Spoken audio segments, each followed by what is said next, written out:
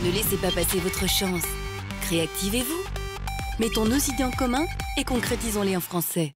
De toute évidence, l'Afrique est l'avenir des médias africains déjà. C'est quelque chose de très fondamental. Aujourd'hui, les médias africains sortent d'une longue période de sous-financement. Aujourd'hui, avec le passage à la télévision numérique, il faut compter environ 10 ou 12 chaînes qui vont devoir être créées par pays africain dans l'année qui vient. C'est une année, cette année 2015, qu'on pourra appeler l'année du printemps des télévisions africaines.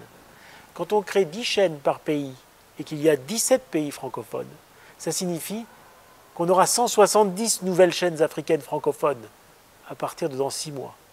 170 nouvelles chaînes africaines francophones, c'est un horizon formidable pour la commercialisation des programmes africains.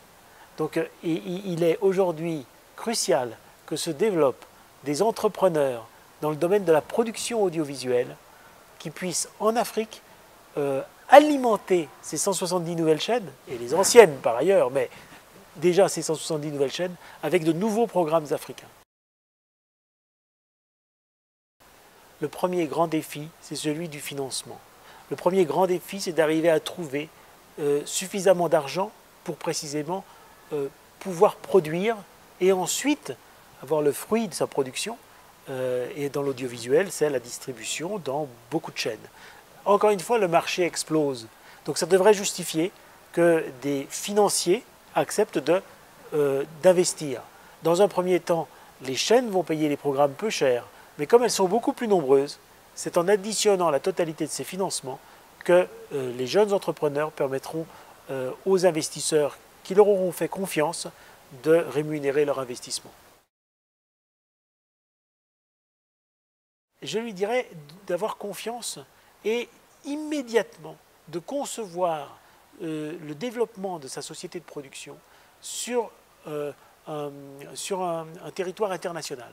C'est-à-dire précisément de se placer dans une optique francophone et de dire mes programmes, je les fais bien sûr pour le marché ivoirien parce que je suis ivoirien, mais je les fais de telle sorte que je m'assure que leur distribution puisse se faire sur tous les marchés voisins. Quand on est en Afrique de l'Ouest, c'est toutes les télévisions d'Afrique de l'Ouest qu'il faut viser en termes de destinataires pour ces programmes que l'on produit. Aujourd'hui, c'est la dimension francophone pour un producteur africain.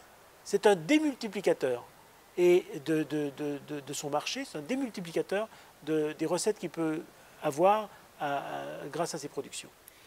Ne laissez pas passer votre chance. Réactivez-vous. Mettons nos idées en commun et concrétisons-les en français.